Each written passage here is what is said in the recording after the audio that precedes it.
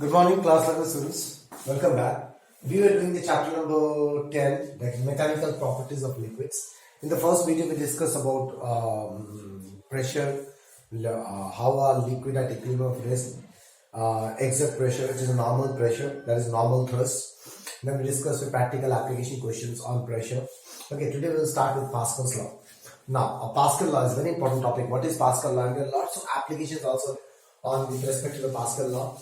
If you are going for any science exhibition, you can make few robots. Okay, robots is based on Pascal's law. Those things we will discuss later on. So let's talk with this first basic definition of Pascal law. There are two definitions.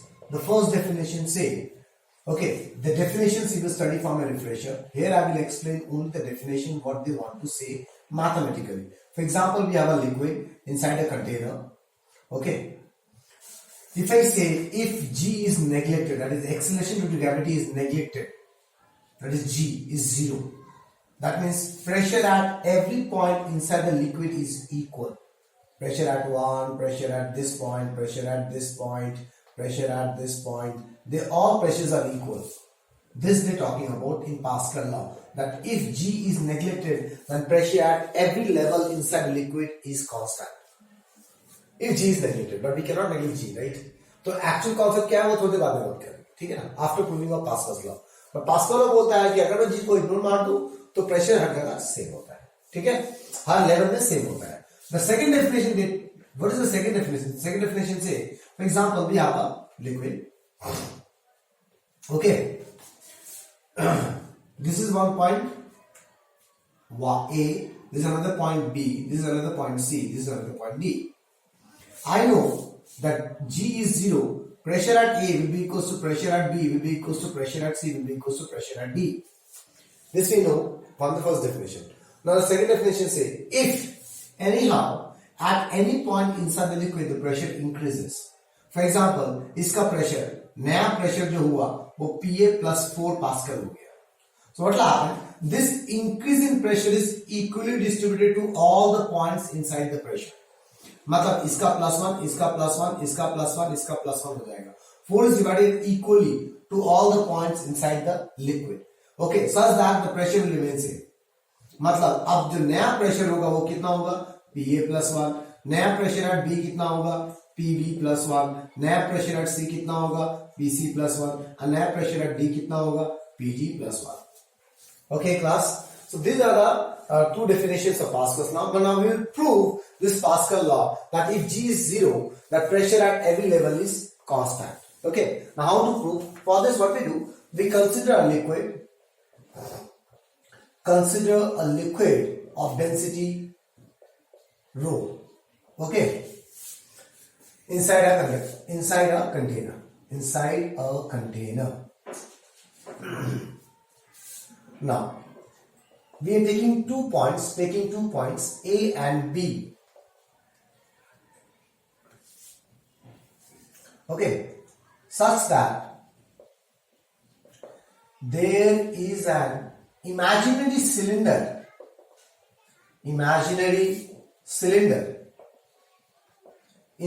of liquid of height h such that A and B lies on the flat faces of the cylinder. Now what I am trying to say, you try to understand. Okay, we have a cylinder, we have a container. For example, inside a container there is a liquid inside. Liquid is filled up liquid. Okay, now inside this container, inside this container where we have liquid, we are considering 2 points A and B, such that these 2 points are lying on the 2 flat faces of a container, of a cylinder. For example, this is a cylinder of height h. The cylinder of height h, ठीक है? Okay. Where A and B are lying on the flat face. Now, this cylinder is made up of liquid itself. Liquid के अंदर एक imaginary liquid cylinder में imagine कर रहा हूं, समझ में आ रहा है? मतलब इस लिक्विड का डेंसिटी अगर रो है तो इस सिलेंडर का भी डेंसिटी रो है, बिकॉज वो सिलेंडर भी उसी लिक्विड से बना हुआ है, just imaginary concept. Okay, and this height is h. Okay, clear? You understand? Now we will search how many forces are acting in this cylinder. How many forces are acting in this cylinder? So this cylinder is inside a liquid. So the liquid molecules exert some force from, now this I am making it in rough. Okay, so try to understand what I am saying. From top there is some forces will act. Liquid molecules will hit the top face of the cylinder. From here also some forces will act. From here also some forces will act like this. So to all the walls of the cylinder, the liquid molecules will exert some forces. Clear? Clear? As well as one force, the weight of the cylinder will act downward. These are the forces which will be acting. I hope you understand what I am talking about. Okay. Now, what I am trying to say, you listen very carefully. Yeah? These forces are always equal or opposite, hence they cancel out each other. So we don't show in the theory. Why? Why? The Pascal law say at every point inside the liquid the pressure is same. But actual concept say if we take G, अगर मैं बोलूं कि G है, जो कि है, so at a particular level inside the liquid the pressure is same. मतलब यहाँ पे प्रेशर हर जगह सेम होगा, फिर यहाँ पे प्रेशर हर जगह सेम होगा, लेकिन ये प्रेशर और ये प्रेशर इक्वल नहीं होगा. Clear? This I will write it down later on again. Don't worry. I will give you as a note. Okay. At a particular level inside the liquid, the pressure is same at every point. Since the pressure is same, what is pressure? Force by area. Because of this pressure, we will have some force, pressure into area. So these forces are equal or opposite, so they will cancel out each other. Please these things write in your own language here. Rough में बता देना कि ये forces के बारे में मैंने क्यों discuss नहीं किया. Okay. So what we understand? One force acting downward, F1. One force acting upward, F2. So there are two forces acting like this. Okay, so let me calculate these forces. So that I am saying P1 is the pressure at A. Okay, then what is, we know pressure equals to F1 by A. So what is F1 equals to P1 into A? This is downward force acting on the cylinder. Clear? Similarly, if I say P2 is the pressure at B, then what is P2? F2 by A. Then what is A? तो थोड़ा problem हो जाएगा because I have taken this point as A.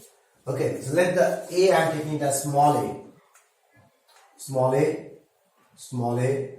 F2 will be equals to P2 into A. That is upward force acting on the cylinder. Try to understand class what I am saying. So taking a cylinder, मैंने क्या लिखा है? Taking a this as an imaginary cylinder of liquid of height h and cross sectional area small a such that A and B, capital A and capital B lies in the flat faces of the cylinder. अब हो गया A is what? This cross sectional area. Okay, so ये जो force लग रहा है वो इस एरिया पे लग रहा है, तो यहाँ का जो प्रेशर होगा वो फोर्स बाय एरिया होगा. Clear? Okay, so we got two forces now. I hope you understand what I'm trying to say. Okay, and one is the weight acting, and what is W? W is the weight of the cylinder, of the imaginary cylinder acting downward. I hope you understand class. एक वो जो wait होगा इस cylinder का, okay, तो ये weight कैसे निकलेगा? Weight is mass into g. What is mass? Volume into density into g. What is volume? Can I say A into H. Volume, area of the cylinder into height of the cylinder. Now since the liquid at equilibrium of rest, अगर वो rest में है that is net force zero होना चाहिए. अब क्या हुआ? दो फोर्स नीचे लगा, F1 plus W will be equals to F2 होना चाहिए. ये समझ में आया?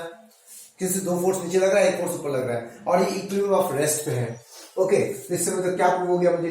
That is F2 minus F1 is equals to W. Now what is F2? What is F2? See what is F2? That is P2 minus P1 into A equals to W. So what is W? W is AH rho G. So AA कर लिया. From the what I got P2 minus P1 equals to H rho G. Now by Pascal G is 0. That means P2 minus P1 equals to 0. That is P2 equals to P1. हो गया Pascal law prove हो गया. That if G is neglected, pressure at every point. What is P1? Pressure at A. What is P2? Pressure at B. At every point inside the liquid, the pressure is same. So therefore, okay, when G is neglected, we write a line like this. Pressure at every point inside the liquid is same. Okay, this is all about the proof of Pascal's law. I hope you understand, class. Now, what is the actual concept of pressure inside a liquid that we will study, which I told you I will give you as a note. कि मैं तो ये pascal law कब पढ़ रहा हूं, जब जी को इग्नोर कर रहा हूं, बट एक्चुअल लाइफ में तो जी को हम इग्नोर नहीं कर सकते हैं, राइट क्लास. हम जी को इग्नोर तो कर नहीं सकते. तो सिंस हम जी को इग्नोर नहीं कर सकते, तो एक्चुअल कॉन्सेप्ट क्या बोलता है, that I will write as a note. Note पे क्या बोला जा रहा है, we have a cylinder where we have a liquid like this and we are taking two levels like this, एक ये लेवल और एक ये लेवल. यहाँ पे एक पॉइंट है A, यहाँ पे एक पॉइंट है B और यहाँ पे एक पॉइंट है C. PA will be equals to PB and PA will not be equals to PC. Okay, that means at a particular level, at every point the pressure is same. That means inside a liquid at rest, pressure at a level is constant at every point. Okay, pressure at a level, एक level में जो pressure होता है वो time same होता है हर point में. हाँ, अगर लेवल चेंज हो रहा है तो प्रेशर भी चेंज होगा. क्लियर? क्यों होगा? We studied in the last video. Pressure है क्या? Force by area. वो फोर्स है क्या? उसके ऊपर का जितना लिक्विड है उसका वेट, इस इन दोनों पॉइंट के ऊपर जितना भी लिक्विड है उसका वेट सेम है, बट इस पॉइंट के ऊपर जितना लिक्विड है वो वेट, ये लिक्विड ज्यादा हो गया ना यहां से, तो इसका प्रेशर ऑफकोर्स ज्यादा होगा या इससे अलग होगा, सेम नहीं होगा. Do you understand this concept class? Okay, now see, depending on this Pascal law we have some application based questions. Okay, like what are the applications of Pascal's law? We have two applications in our syllabus. One is called hydraulic lift, another one is called hydraulic brakes. ठीक है, मैं hydraulic lift यहाँ पढ़ाऊंगा, but तुम्हें खुद से hydraulic breaks पढ़ना है. दो I will discuss something about it. थोड़ा बहुत हम डिस्कस करेंगे कि हाइड्रोलिक ब्रेक्स कैसे काम करता है. All those things will discuss, don't worry about it. Okay, so let me rub it because it's taking too much time. Okay, class, the first one is hydraulic lift. Now, what is the meaning of hydraulic lift? It's act like a jack. मुझे कोई चीज उठाना है जो कि बहुत भारी है, मैं उतना फोर्स अप्लाई नहीं कर सकता जितना मुझे चाहिए उस फोर्स को, उस चीज को उठाने के लिए. तो मुझे फोर्स को मल्टीप्लाई करना पड़ेगा. Try to understand what I am saying. मेरे पास एक बक्सा है जो कि 1000 kg का है, लेकिन मैं 1000 kg का फोर्स नहीं लगा सकता, मैं सिर्फ 10 kg का फोर्स लगा सकता हूं. तो मुझे एक मशीन चाहिए जो 10 kg फोर्स को मल्टीप्लाई इंटू 10 करे, ओके, मल्टीप्लाई इंटू 100 करे और वो 1000 बन जाए. तो it's acting like a force multiply, that is called hydraulic lift. तो वो फोर्स मल्टीप्लाई कर देता है. Do you understand class? Okay, नहीं, ये फोर्स मल्टीप्लाई कैसे करता है, it totally depends on Pascal's law. ठीक है, अब मेरी बात ध्यान से सुनना. हाँ, पास्कल लॉ बोलता है that every point inside the liquid, at every point inside the liquid, what is happening class? At every point inside the liquid, what is happening? Pressure at every point is same, right? But only when G is 0. But in real life क्या G 0 होता है? नहीं होता है. So in real life में G 0 नहीं होता है. तो मतलब अलग अलग पॉइंट लेवल, तो एक्चुअल में क्या, at a particular level G, at a particular level pressure same रहेगा, at a particular level pressure same रहेगा. क्या? Yes, I hope you understand what I am trying to say you. So at a particular level pressure same रहेगा. This is the actual concept. So I am gonna use this concept, the actual concept. At a particular level pressure is same. Okay, जो कि आया है pascal से. Done. Okay, अब देखो कैसे करेंगे। हाइब्रिड लिफ्ट में क्या होता है, एक सिलेंडर होता है स्मॉल एरिया का और एक सिलेंडर होता है मच बिगर एरिया का। ये बहुत जरूरी है। एक सिलेंडर स्मॉल एरिया का, एक cylinder much much much bigger area का होता है। डन। ओके, दोनों सिलेंडर्स में पिस्टन्स होते हैं सेम लेवल में, सेम लेवल में होते हैं। This is again a very important part class. Same level में होगा।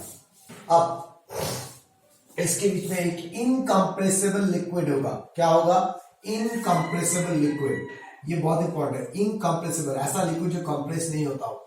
फॉर एग्जाम्पल वाटर, ओके, जो कंप्रेस नहीं होता, जैसे फोर्स लगाऊंगा तो कंप्रेस नहीं होता है, that is called incompressible liquid. Okay, अब जिस चीज को मुझे उठाना है उसको बड़े वाले एरिया के ऊपर रख दो। मान लो इस बक्सा को उठाना है मुझे। ओके, इसका A is a cross sectional area और यहाँ पे small a is the cross sectional area. छोटा है तो स्मॉल ए है, क्रॉस सेक्शनल एरिया। मुझे इसको उठाना है तो यहां से एक फोर्स लगना पड़ेगा तब जाके उठेगा। तो मान लो मैंने एक स्मॉल फोर्स लगाया F.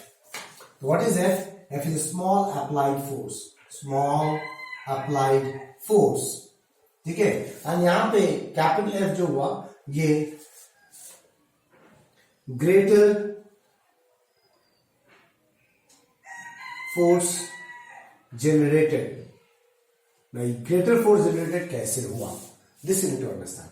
And the whole construction in such a way that the बड़ा वाला cross section area much much greater than the smaller cross section area होना चाहिए।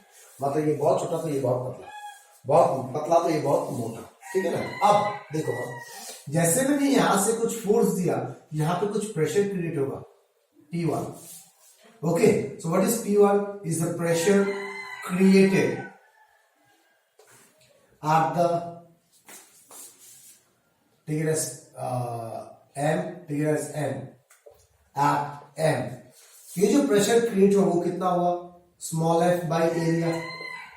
जो फोर्स लगाया और जिस एरिया पे लगाया, that is the force pressure created at M। Clear? You understand class? This pressure is uniformly transmitted according to Pascal law, कि वो यूनिफॉर्मली डिस्ट्रीब्यूट हो जाता है ना। तो ऐसे यहां भी एक प्रेशर क्रिएट होगा P2, प्रेशर जेनरेटेड। ओके, ये प्रेशर मैंने दिया गिवन, लेकिन ये प्रेशर जनरेट हुआ एट N। ये जो प्रेशर जनरेट हुआ एट N वो कितना होगा, कितना फोर्स क्रिएट किया F। इस ये जो लिक्विड मॉलिक्यूल यहाँ पे जाके ऐसे करके प्रेशर करके यहाँ से जो लिक्विड मॉलिक्यूल से ऊपर की तरफ लग रहा है, कि यहां से मैं लिक्विड मॉलिक्यूल को दबा रहा हूं, यहां से ऊपर की तरफ जाएगा क्योंकि ये इनकंप्रेसिबल लिक्विड है। क्लियर? तो ऊपर की तरफ जा रहा है, जो फोर्स लगा रहा है वो एफ है, और किस एरिया में लगा रहा है, कैपिटल ए में लगा रहा है। Done. This thing is happening. Okay, but pascal law क्या बोलता है कि एक प्रेशर इज यूनिफॉर्मली डिस्ट्रीब्यूटेड और प्रेशर सेम लेवल में सेम होगा। तो मतलब ये दोनों प्रेशर इक्वल होगा। ये समझ में आ गया? क्योंकि प्रेशर यूनिफॉर्मली डिस्ट्रीब्यूट हो जाता है, तो जितना प्रेशर यहां गया उतना प्रेशर वहां भी क्रिएट होगा। राइट? ओके, तो अगर P1 इक्वल्स टू P2 है तो what is F by A equals to capital F by A। Do you understand? इधर प्रेशर्स कैसे इक्वल हुए? So I can say by Pascal's law. तो पास्कल लॉ के कारण ही तो ये दोनों प्रेशर इक्वल हो गया। You can understand it in two ways. पहला, सेम लेवल में है तो प्रेशर इक्वल हो जाएगा, एक ही कहानी हो गया। ठीक है। दूसरा मैं बोल सकता हूं अगर सेम लेवल में नहीं भी है तो मुझे पास्कल लॉ बोलता है अगर एक जगह अगर तुम प्रेशर बढ़ा दो तो दूसरी जगह में भी उतना ही बढ़ जाता है। तो एक जगह तुमने एक प्रेशर दिया तो दूसरी जगह उतना ही प्रेशर आ जाएगा। क्लियर? ओके ना, ऐसा कब होता है? जब जी को हम इग्नोर कर देते हैं। राइट? तो क्या मैं जी को इग्नोर कर सकता हूं? तो मैंने ग्रेविटी चैप्टर में पढ़ा है कि change in g is very small with height and all. पढ़ा है ना हमने? जी का जो चेंज आता है वो बहुत ही ड्रास्टिक चेंज तब दिखेगा तुम्हें, तो बहुत डिफरेंस होगा हाइट का, नहीं तो नहीं दिखता है। So we can study this way also. Now तो what is A by A, F by F। अब मैंने ये पूरा कंस्ट्रक्शन कैसे किया था कि बड़ा वाला A बहुत बड़ा हो छोटे वाले A से, मतलब A बाय A बहुत बड़ा हो 1 से, मतलब in the place of A by A I can write F by F। मतलब जो F, जो कैपिटल F क्रिएट हुआ है वो बहुत बड़ा है जो स्मॉलर मैंने दिया। मतलब मैंने क्या किया, फोर्स को मल्टीप्लाई कर दिया। I have multiplied the force. So I am using this device that is called as hydraulic lift. I multiplied the force. मैंने multiply कर दिया force. Job is done. Do you understand class? ये समझ में आया कि नहीं? ये समझना बहुत जरूरी है. ये आया समझ में कि force क्यों multiply किया? So very important part. Why the force multiplied? Because we take in two different cross sections. One is small, one is greater. जब मैं smaller cross section में pressure दे रहा हूँ तो बड़ा वाला cross section में pressure force बढ़ जा रहा है. Pressure same है लेकिन force बढ़ जा रहा है. Clear? Okay. Now let's talk about hydraulic brakes. How hydraulic brakes works? तो इसके लिए कोई मैथमेटिकल प्रूफ नहीं है. Just you need to understand how this hydraulic brakes work. Hydraulic brakes ये काम कैसे करता है क्लास, ये जानना बहुत जरूरी है आपको समझना. ओके देखो हाइड्रोलिक ब्रेक्स में क्या होता है, एक सिलेंडर होता है जिसको हम बोलते हैं मास्टर सिलेंडर. ठीक है ना. इस मास्टर सिलेंडर में एक पिस्टन होता है जो कि पेडल होता है. ब्रेक पेडल जो होता है ना हमारे कार में या बाइक में, वो वाला पेडल ये है ब्रेक पेडल. ठीक है समझ में आ गया ना. ये ब्रेक पेडल का ब्रेक ऑयल इसके अंदर होता है, इस ब्रेक ऑयल होता है. ये ब्रेक ऑयल अभी कनेक्टेड होगा दो अलग अलग पिस्टन्स के साथ ऐसे करके. ठीक है ऐसे करके दो पिस्टन होंगे जिस पिस्टन के थ्रू ऐसे करके ब्रेक पैड्स लगे होते हैं. These are brake pads. Okay, which is connected with the spring, and this is the rim of the wheel. जब ये ब्रेक पैड इस रिम के साथ टच होगा तब जाके ब्रेक लगता है. ठीक है. अब ये रिम, ये brake pad, this is a brake pad. ये ब्रेक पैड इस रिम के जाके टच कब होगा, जब ये जो फ्लूइड है ना यहाँ पे, जो ब्रेक ऑयल है, ये जो पिस्टन है यहाँ पे, ये पिस्टन ऐसा करके आगे जाएगा. ठीक है. तो जब आगे जाएगा पिस्टन, जब यहां से मैं प्रेशर क्रिएट करूंगा तो पिस्टन आगे जाएगा क्योंकि लिक्विड ऐसे करके प्रेशर क्रिएट करेगा, फोर्स लगाएगा. तो ब्रेक पैड जब आगे जाएगा तो यहाँ पे ये जो पिस्टन जब आगे जाएगा तो ब्रेक पैड ऐसे करके इस पर जाने की कोशिश करेगा, मूव करने की कोशिश करेगा ऐसे करके. क्लियर. तो ये धीरे धीरे रिम के साथ टच हो जाएगा. ब्रेक लगाऊंगा रिम के साथ टच होगा. क्लियर. जैसे रिम के साथ टच हुआ तो ब्रेक लगेगा. ओके अब ये स्प्रिंग क्यों लगाया गया है, जैसे मैं ब्रेक पैड से पैर हटा दूं तो ये वापस अपनी जगह में आ जाना चाहिए. So that wheel can easily rotate, इसलिए स्प्रिंग लगाया जाता है. थोड़ा स्ट्रेच होगा ऐसे करके स्ट्रेच होगा. जैसे ब्रेक पैड से मैंने पैर हटा दिया मतलब मैंने प्रेशर रिलीज कर दिया, यहां से भी फोर्सेस रिलीज हो गए तो वापस ऐसे आ गए. That's why the spring is there. Clear. This is the working of brake pad. Okay and this is the working of hydraulic brakes. Now what is called hydraulic because we are using some fluids and we are using a Pascal law. How? When we apply brake, this piston will move in this direction. So when this piston will move in this direction, it will create some pressure to the fluids, and that pressure is transferred to these pistons, and because of that, these pistons will move in this direction. बस this is called Pascal's law. कि यहाँ पे जो भी pressure दिया वो transmit हो गया दूसरी जगह. Clear. Okay you understand. Now इस ट्रांसमिशन को ज्यादा इफेक्टिव बनाना है. मतलब देखो एक गाड़ी है जो कि चल क्या रहा है 150-160 किलोमीटर पर आवर से चल रहा है, लेकिन मैं ब्रेक तो एक पैर से हल्का सा लगा रहा हूं, गाड़ी तो रुक जा रहा है. तो यहां भी कुछ ऐसा ही हो रहा है, फोर्स मल्टीप्लाई. इसका मतलब मैं ये बोलना चाह रहा हूं सिलेंडर्स का एरिया अलग अलग होता है. ठीक है. सिलेंडर्स का एरिया, सारे सिलेंडर्स का सेम एरिया नहीं होगा बेटा. ठीक है. इसमें क्या होगा, देखो यहां से मैंने क्या पता चला कि स्मॉलर एरिया में अगर मैं फोर्स लगाऊं तो बड़ा एरिया में फोर्स ज्यादा क्रिएट होता है.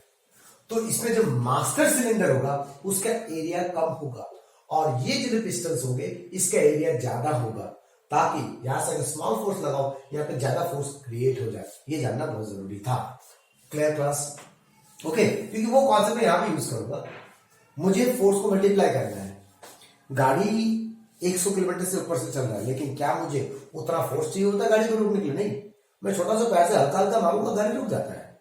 क्यों? क्योंकि मैं जो फोर्स मैं दे रहा हूं वो बहुत ही स्मॉल वैल्यू है जो कि क्रिएट होके या एक्सपैंड होके या तो मल्टीप्लाई होकर निकलता है ब्रेक पैड्स में. Clear. I hope you understand. Now let's talk about science exhibition. ठीक है. अब साइंस एग्जीबिशन में भी हम रोबोट्स बनाते हैं, hydraulic robots, cranes. If you have seen एक बार रिसेंटली इंस्टा में भी आया था एक तो वीडियो जिसमें एक बच्चा क्या कर रहा था, क्रेन्स, उसमें क्या चाहिए होता है, क्रेन्स सिरिंजेस एंड ट्यूब से ही होता है. ट्यूब्स, क्रेन, सिरिंज, ये सब चाहिए होता है, ठीक है ना। तो अब मैं क्या बोलना चाह रहा हूँ, listen very carefully, what I am trying to say. मान लो मेरे को क्या करें बेटा, हाँ चलो मुझे ना ये वाला इस हैंडल को उठाना है। ये एक हैंडल है जिसको मुझे ऐसे करके उठाना है, ठीक है। क्लियर, समझ में आया कि नहीं आया? ओके, तो ये कैसे उठाएंगे, कैसे उठेगा, क्या उठेगा, ये सब जानना बहुत जरूरी है। कैसे करेंगे? हम क्या करेंगे, एक ट्यूब ऐसे करके जोड़ देंगे।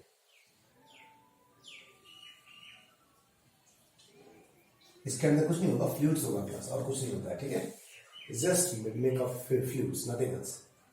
ओके, अब यहां पे मैं एक सीरीज रखूंगा, एक सीरीज।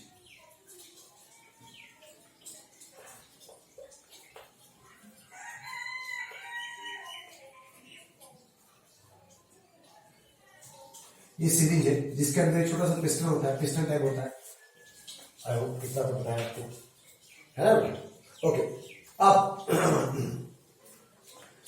ये सीरीज क्या करेगा, जैसे मैं सीरीज में से प्रेशर दूंगा, ये प्रेशर क्रिएट करेगा स्प्रिंग्स, करेगा pressure create. I hope you understand what I am trying to say. Okay, तो ये प्रेशर रिलीज करेगा, एक बार प्रेशर दूंगा, फिर एक बार रिलीज करूंगा। तो जब भी इस प्रेशर को दूंगा, जब प्रेशर को दिया, तो मैंने यहाँ पे प्रेशर दिया, तो लिक्विड में प्रेशर हो गया, तो ये अपने आप उड़ जाता है। जैसे मैं प्रेशर रिलीज करूंगा, लिक्विड आ गया, उतर जाएगा। ये क्या है, ये है पास्कल्स लॉ। पास्कल्स लॉ का एप्लीकेशन है हाइड्रोलिक रोबोट।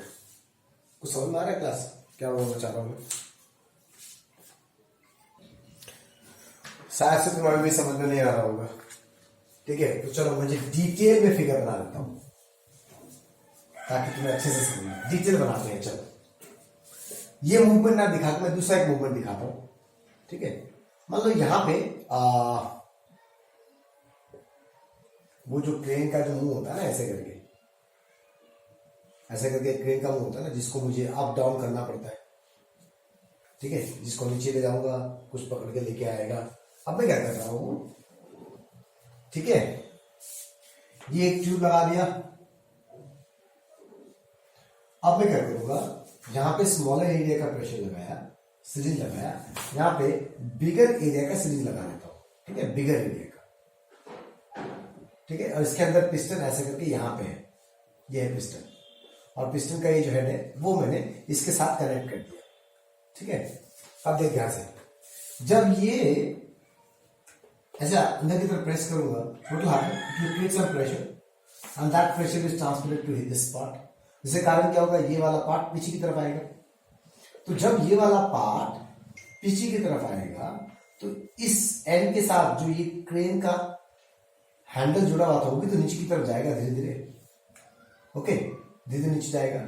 और जैसे मैं इसको वापस खींचूंगा इस तरफ, तो ये ऊपर आएगा। बस ये मूवमेंट दिखा दिया मैंने, होता ही ऐसा इस प्रोजेक्ट, मूवमेंट तो दिखा दिया मैंने। So that is called as hydraulic lift। इसमें मैंने क्या पास्कल यूज किया, मान लो ये बहुत भारी है, ठीक है। तो हर टाइम एक चीज याद रखना बेटा, इस तरफ जिस तरह से मैं फोर्स दूंगा वो पतला सीरीज होना चाहिए, जिस तरह से फोर्स क्रिएट होगा, जिस तरह मुझे फोर्स जनरेट करना है वो मोटा सीरीज होना चाहिए, ठीक है। क्यों पतला क्यों होना चाहिए, ताकि मुझे कम फोर्स लगाना पड़े। अगर यहाँ पे तुमने मोटा सीरीज लगा दिया तो यहाँ पे ज्यादा फोर्स लगाना पड़ेगा, वहां से कम फोर्स क्रिएट करेगा। Clear class? So this is all about hydraulic Pascal's law, few applications where we discuss about hydraulic lift, where we discuss about hydraulic brakes, and we discuss a small part of scientific project which we can use in science exhibition. Okay? Okay class, the next topic is what is buoyancy and buoyant force. These things you studied in class 9 also. Okay, but there are numericals which based on these concepts. Okay? Now what is the buoyant force and buoyancy? Now listen very carefully. The definitions and all you will study from the refresher. Okay, वो तुम refresher से पढ़ लोगे। हम सिर्फ समझेंगे कि mathematically कैसे कैलकुलेट करते हैं। जब भी कोई बॉडी इमर्स्ड हो इनसाइड कभी लिक्विड के अंदर हो, चाहे पूरा अंदर हो, चाहे आधा अंदर हो, चाहे थोड़ा सा अंदर हो, जब भी ऐसा होता है तो एक अपवर्ड फोर्स लगता है जो लिक्विड मॉलिक्यूल्स उस बॉडी की तरफ लगाता है, उसको हम बोलते हैं बॉयंट फोर्स। और इस फेनोमेना को हम बोलते हैं बॉयंसी। क्लियर? ओके, तो अब हम एग्जांपल लेके बात करेंगे कैसे निकालते हैं प्रैक्टिकल लाइफ में। See, so I hope you understand what is a buoyant force. So it is an upward thrust exerted by the liquid to the body। कौन लगाता है? लिक्विड लगाता है। किस पे लगाता है? बॉडी पे। किस टाइप का बॉडी पे? विच इज फुल्ली और partially immersed inside the liquid. Okay, so try to understand the few things that upward thrust लगेगा। अपवर्ड थ्रस्ट लगेगा। कौन लगाएगा? By liquid molecules. ओके, किस पे लगेगा? On body. वो कौन सा बॉडी है? Which is partially or fully immersed inside the liquid। Okay, so this is the concept। Now let's take an example। For example, this is a liquid।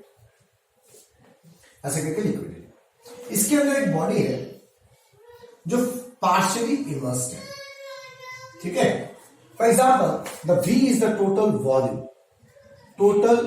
volume of the body।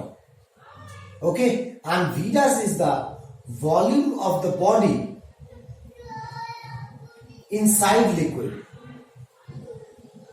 मतलब इस part का volume जो ये वाले part का जो volume है जो लिक्विड के अंदर है वो V dash है, और जो टोटल है वो V है। तो जो ऊपर में वो कितना है? V minus V dash। Okay, the part of the volume which is above the liquid। Clear? Understood? Now, since this body is partially immersed inside liquid, the liquid will exert some upward thrust। Where what is this? This is called upward thrust on body by liquid। Now, ये upward thrust कितना होता है? That you require to understand in this theory। Okay, तो वो जो upward thrust होता है वो होता है वेट ऑफ लिक्विड डिस्प्लेस्ड। जो भी लिक्विड है ना उसको कितना डिस्प्लेस्ड किया। Okay, weight of liquid displaced by the body. तो ये जो बॉडी जो नीचे गया तो इस amount of volume of water is displaced और लिक्विड डिस्प्लेस हो गया। Where I am saying that rho is the density, rho and sigma। Rho is the density of liquid, okay, and sigma is the density of body। ठीक है? अब how to find this weight of liquid displaced? Weight of liquid displaced is mass of liquid displaced into G। Now mass of liquid displaced is volume into density of the liquid। How much you taken? Rho into G। Okay, now a very important question, how to find VL? Volume of liquid displace कैसे निकालेंगे? Okay, now volume of liquid displace is always equals to volume of part of body inside liquid.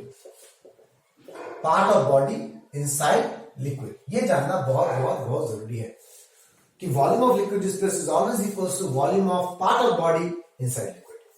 ठीक है? Okay, so what is volume of liquid displace? Is the volume of part of body inside liquid. तो liquid के अंदर कितना part of body है? V dash। तो V dash rho G। This is the buoyant force and this is the upward thrust। I hope you understand how to calculate the buoyant force and that's nothing but upward thrust। Okay class? और ये phenomena, जिस phenomena में phenomena क्या बोलता है? That whenever any body is immersed fully or partially inside a liquid, the liquid exerts an upward thrust। This phenomenon is called buoyancy। Clear class? Okay, now depending on this phenomena, we have two important topics. One is called Archimedes principle, and another is called law of flotation. Those two things we'll do in this video itself. Okay class, the next topic is what is Archimedes principle. Again, the definition you will study from reflection. We will discuss every definition. Okay, first understanding the definition. Understanding the definition।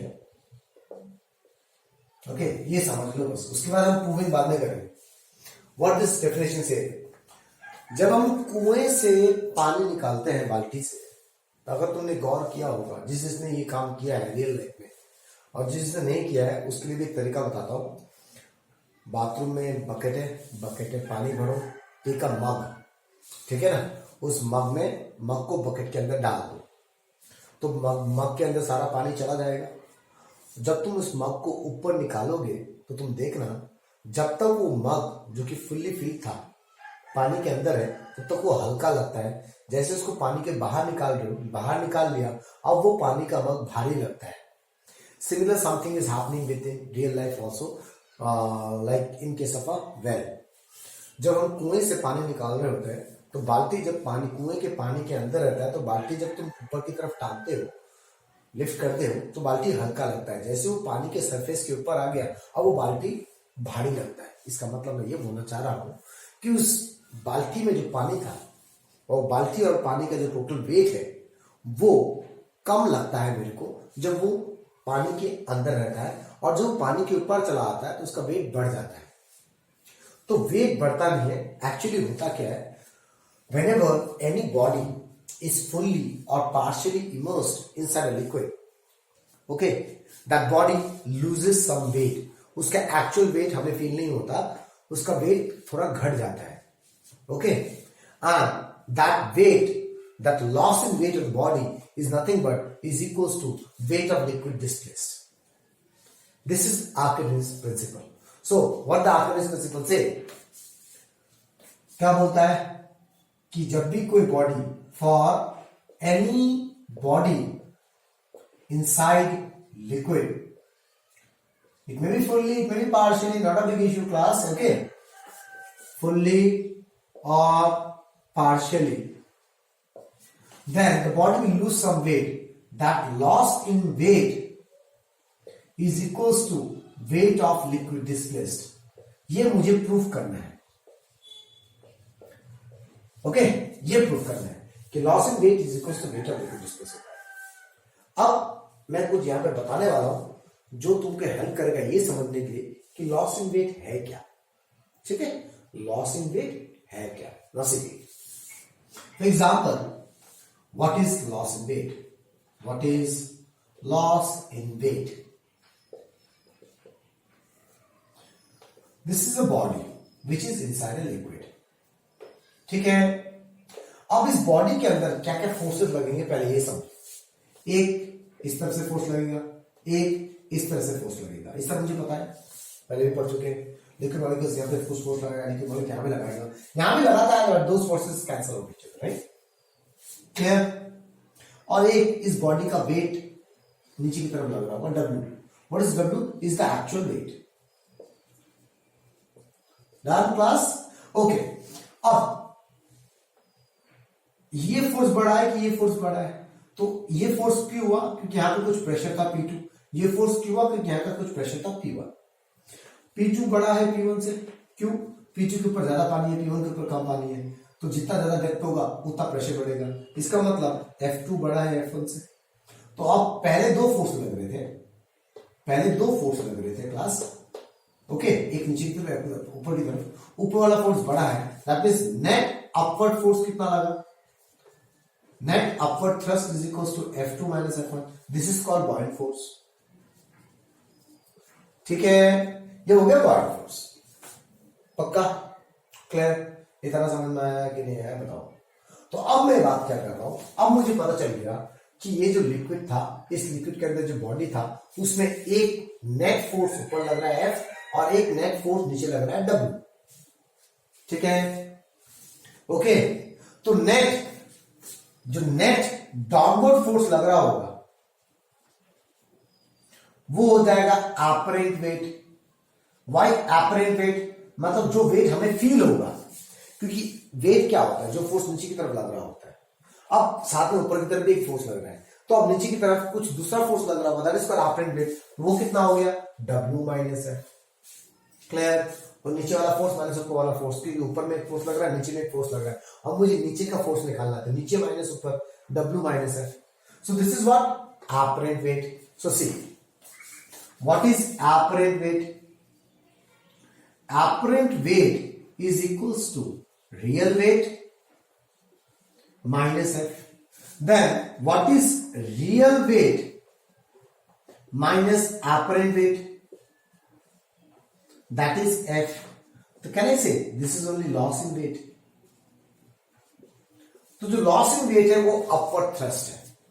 Clear? ये मुझे समझ में आ गया कि अभी तक मैंने सिर्फ ये समझाया कि लॉस इन वेट जो था वही है अपरेंट, वही है अपवर्ड थ्रस्ट। जो अपवर्ड थ्रस्ट लग रहा है उसी को हम लॉस इन वेट बोलते हैं, क्योंकि यहां से मुझे प्रूव हो गया कि real weight minus apparent weight जो होगा that is loss in weight. जो एक्चुअल में वेट था और जो मुझे फील हो रहा था वेट है वो कम फील हो रहा था ना, तो कितना minus, that is loss in weight. और वो किसके बराबर आ रहा है? अपवर्ड थ्रस्ट के बराबर आ रहा है। अब मुझे आखिर में तो प्रूव क्या करना है कि loss in weight equals to weight of liquid displace, ये प्रूव करना है ना। मतलब upward thrust is equals to weight of liquid displace prove करना है, जो कि मैं थोड़ी देर पहले लिख दिया था आपको डायरेक्टली। अब मुझे प्रूफ करना है। आखिर डिस्प्लेस बोलता है कि जो वेट ऑफ लिक्विड डिस्प्लेस है वो मुझे अपवर्ड थ्रस्ट के बराबर प्रूव करना है, और upward thrust is only loss in weight. Clear? तो ये था जनरल डिस्क्रिप्शन। अब हम इसको प्रूफ करेंगे, आखिर प्रिंसिपल को प्रूफ करेंगे। मतलब मैं प्रूफ करूंगा कि loss in weight is nothing but weight of liquid displace. Indirectly मैं लॉस इन वेट नहीं निकालूंगा, मैं अपवर्ड थ्रस्ट निकालूंगा, और मुझे पता है upward thrust is only the loss in weight. Clear? Let's go for the proving part. Okay, class, now proof of Archimedes principle. So what I'm doing, I'm considering a liquid of density rho. Okay, liquid ले लिया जिसका density rho है. Inside the liquid, we are taking a cylindrical body. This is a cylindrical body whose height is h. Okay, and whose top face is at a depth x from the surface of the liquid. Okay, where the liquid density is rho. So those things I have written. Consider liquid density rho. Let a cylindrical body of height h and cross-sectional area small a. This cross-sectional area small a is fully immersed inside the liquid, fully immersed inside the liquid such that its top face is at a depth of x units from the surface of the liquid. This is the story. Okay? मुझे क्या prove करना? Archimedes principle. Archimedes principle क्या बोलता है? This body will undergo loss in weight. That is nothing but upward thrust, and that will must be equals to weight of liquid displaced. तो upward thrust निकालूंगा, उसको wait of liquid displace के बराबर कर दूंगा. So this body will experience two forces F1 and F2. Okay, so let one face is point I'm taking A, other face point I'm taking B. Okay, now see, P1 is the pressure exerted on top face by liquid molecules. This pressure will create a force F1 by A. So what is F1? P1 into A. What is this? This is the downward thrust on cylinder by the liquid. Clear? Now, similarly, we can say what is P2? P2 क्या हो जाएगा? Pressure exerted on down face by liquid, that is at B. यहां पे लिख सकते हैं at A. So this pressure will create a force. तो ये जो फोर्स हुआ F2 equals to P2 into A, ये कौन सा फोर्स हुआ? Upward thrust on cylinder by the liquid. Okay, therefore net upward thrust acting on the cylinder by the liquid, okay, that is nothing is equals to, okay, can I say it is nothing but loss in weight. That is only loss in weight, and we know, and that is nothing but F2 minus F1. Net upward force निकालना है. एक upward F2 लग रहा है, एक downward F1 लग रहा है. ओके, तो नेट अपवर्ड फोर्स कौन सा होगा? F2 माइनस F1 होगा. That is nothing but P2 minus P1. P2 minus P1, because what is F1? P2A into A. Now what is P2 minus P1? Pressure difference across this column. So we know how to find pressure difference. H rho G. These things I told you. Pressure difference across the liquid column. तो इन दोनों point के बीच का pressure difference कितना है? इन दोनों point का distance H rho G. Rho is the density of the liquid. Clear? I hope you understand. Now मैंने पता चल गया, मैंने को ये पता चल गया कि loss in weight is equals to ये है, बट मुझे प्रूव करना है कि लॉस इन वेट जो है वो वेट और लिक्विड डिस्प्लेस है, ये प्रूव करना है ना मेरे को। और मैंने पहले वाले में बता दिया कि loss in weight is nothing but upward thrust, इसलिए मैं अपवर्ड थ्रस्ट निकालना चाह रहा हूं। अब मुझे प्रूव करना है कि this loss in weight is nothing but weight of liquid displace. So what is this? See H into A rho G. What is H into A? Can I say it is volume of the body into density of liquid into G. Now volume of the body is nothing but volume of liquid displaced, volume of liquid displaced, क्योंकि ये पूरा body liquid के अंदर है तो पूरा body का volume will be equals to volume of liquid displaced into density of liquid into G. So can I say now this is mass of liquid displaced, okay, volume into density into G. So can I say it is nothing but weight of liquid displaced, weight of liquid displaced, हो गया, which is Archimedes principle. Okay class, I hope you understand what is an Archimedes principle. Let's for numericals, whatever I have taught you earlier, जो उसके पहले पढ़ाया था वो सब चीजें होगा. Okay, now the last topic in this video is what is law of flotation. Now see, law of flotation होता क्या है, इसको समझने के लिए सिंपल पहले समझते हैं एक चीज में, when the body is immersed inside a liquid, immersed inside a liquid, so what are the things happening? ये liquid है, ये body है. One is the weight of the body, W, capital W, weight of body, weight of body, ये क्या है, acting downward, and another is small w, okay, or we can say W dash, loss in weight of body, and that is nothing but upward thrust. थोड़ी देर पहले हमने पढ़ा था कि upward thrust is nothing but loss in weight, upward thrust ऊपर की तरफ लगता है W डैश. अब यहां से मुझे दो तीन चीज पता चलेगा. क्या? पहला केस वन, देखो ध्यान से, अगर W बड़ा है W डैश से, मतलब डाउनवर्ड फोर्स अपवर्ड फोर्स से बड़ा है, तो बॉडी क्या हो जाएगा, सिंक हो जाएगा, मतलब डूब जाएगा. केस टू साफ साफ दिख रहा है, नीचे वाला फोर्स बड़ा है तो बॉडी डूबेगा नहीं. अगर नीचे वाला फोर्स छोटा है ऊपर वाला फोर्स से, तो बॉडी क्या होगा, रेस अप, मतलब वो एकदम टॉप फ्लोर में सरफेस ऑफ द वाटर में आ जाएगा. और जो केस 3 है, यही है लॉ ऑफ फ्लोटेशन. अगर W equals to W dash हो जाए तो क्या होगा, body will float at any level inside the liquid. Float मतलब जरूरी नहीं होता है बेटा कि वो सरफेस पे ही हो. जिस लेवल में जाके ये दोनों इक्वल हो गया तब वो फ्लोट करना स्टार्ट हो जाएगा. And that is only law of flotation. So what is law of flotation? So the definition says that the weight of the body is equals to weight of liquid displaced.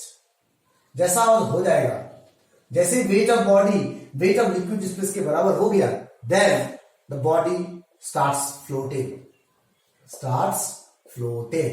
So this is law of flotation, and this only we use in different numericals also.